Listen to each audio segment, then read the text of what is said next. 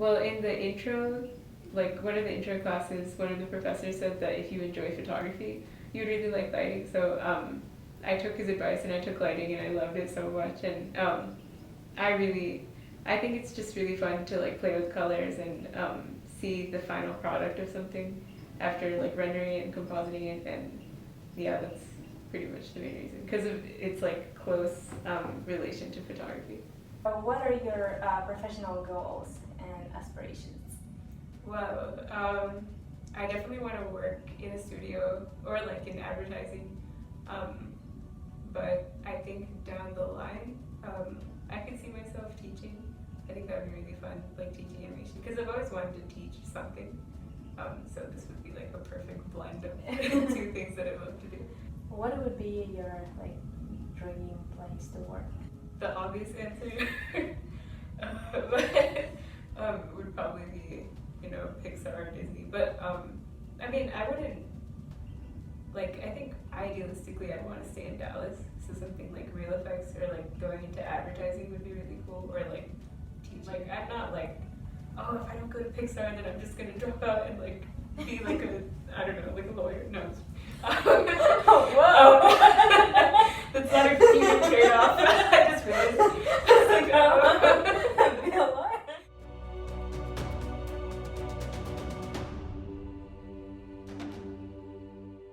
It's still like, yeah, being developed. I wouldn't say it's at like its final stages at all, because most of it, or like all of it, is just like class work, like class assignments, which. Yeah. Yeah. So which platforms do you use? I use Adobe Portfolio. And why did you choose this one? I already had the Photoshop and Lightroom subscription, so like that was just like, I think it comes with any membership that you have. So do you ever consider creating your own website, or do you want to stick with the Adobe platform? I think I would stick with Adobe because I like things like that are like simple and it has like a template. You just make it and throw stuff on there and it looks good. Whereas I think if I had to make my own website, it would turn out really gross and like not professional looking at all. So yeah, definitely. I think if it's not your strength to make like a website, then use like a platform that has like templates and stuff. What is your goal for your portfolio as a future 3D lighter? That's a really good question. I would say in my portfolio, I definitely want to show range. So like I can't do like only like interior shots during the day, like over and over again, because they'll be like, okay, cool, you can light an interior during the day, but like what else can you do? So I'm trying to do different things, like show like different moods. So like maybe like happy lighting, sad lighting, confused lighting, I don't know. And then like night, day, outside, inside, just things like that can show a variety of, or that show that I can light things a variety of ways. Artists often struggle with time management.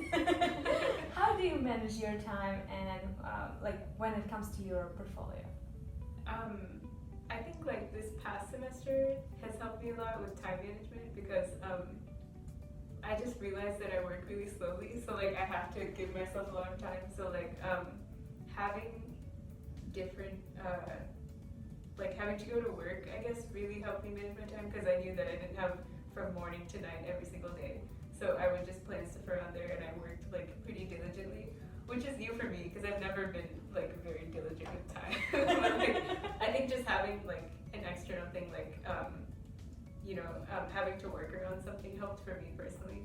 But I think knowing yourself and knowing how you do under pressure, and like I know some people say like they work the best under pressure. I don't, especially because I'm a lighter. So like if you don't have time, you can't render.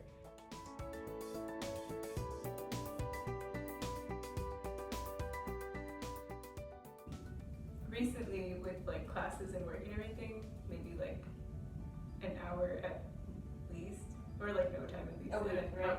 Oh no, like a day. Okay.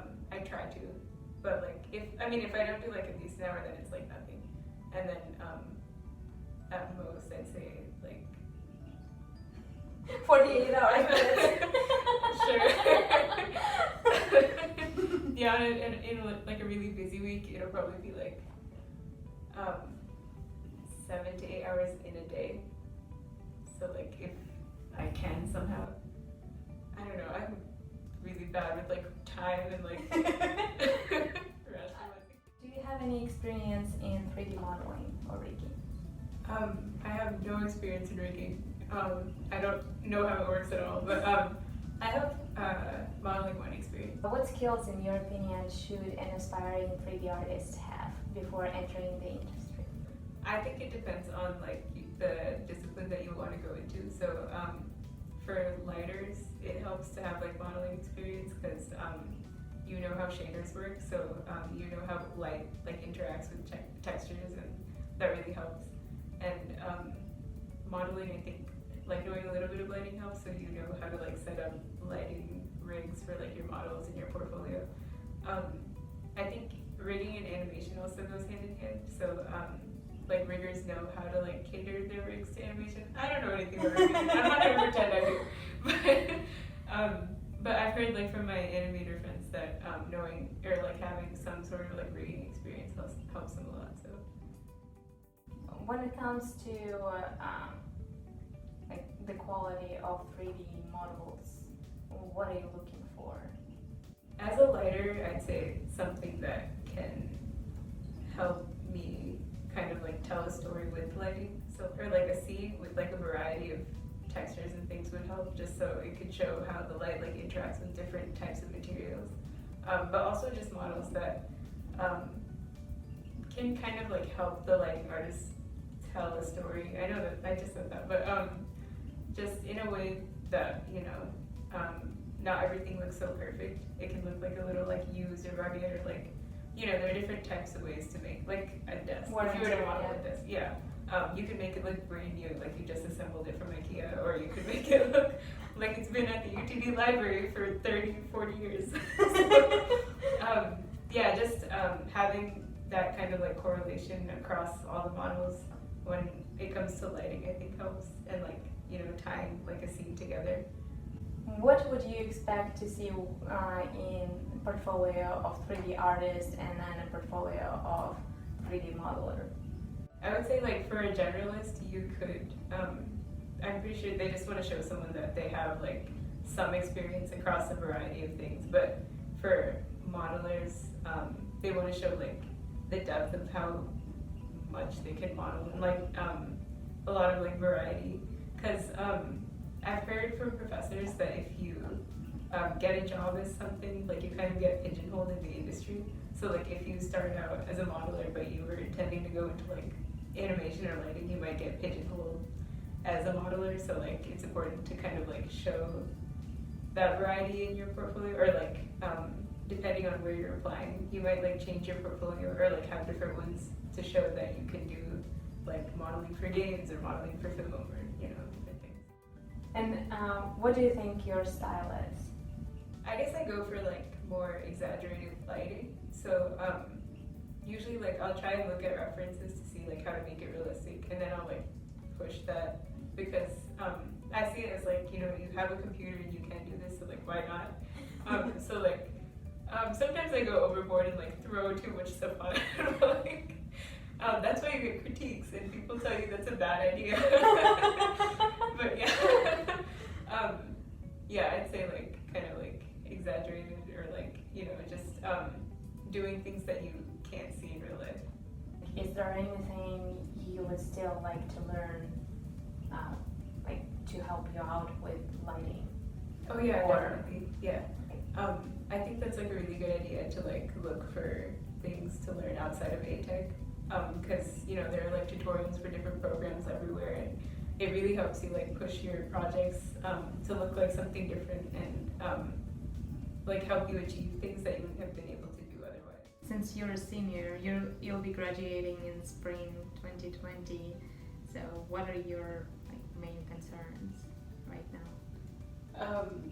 Getting a good demo reel, and like networking. So I think going places where you can like meet people and like interact with other artists and like potentially find a job is really important, and something I have to work on. So yeah, probably just like getting my demo into like a professional place and going out and looking for opportunities. Okay. So where do you usually network? How do you do that? I mean, the bulk of my networking I've just been doing through like the animation field. So I'm a treasurer for them, and usually like we'll get to meet the speakers after like the panel ends and stuff. And that's like the main thing I've been doing, but like I know I should be going to like other events. Like a good one is Industry Giants in the fall, because you see like so many other like artists there, and you can get critiques there, and you know that's a good place, I think. Have you ever gotten through the professional critique?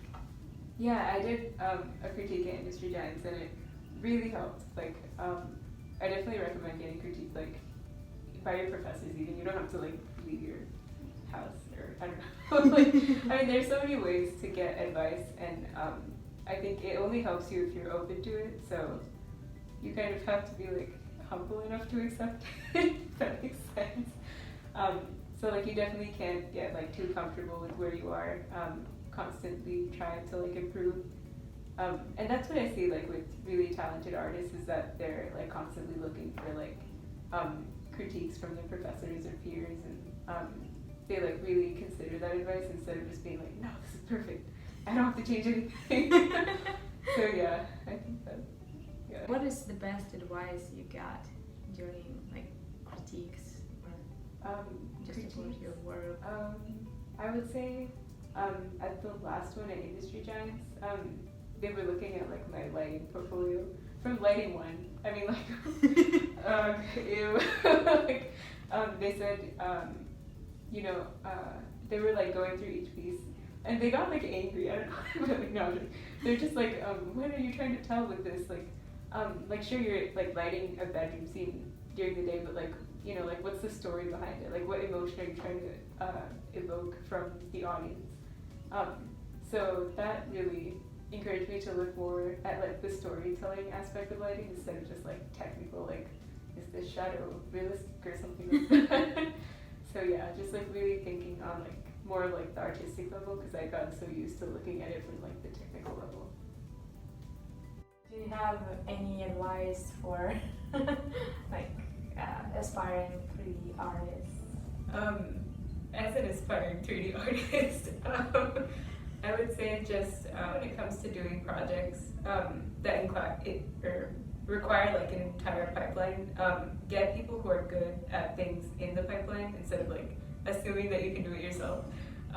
Work hard and don't be afraid to like show something new. If you can bring something like original to the table in your portfolio, that's probably pretty helpful, because you know, it might help you stand out, whether it's like your background or like, you know, something you can model differently. I don't know, but just including like something about yourself and like some sort of personality that you have.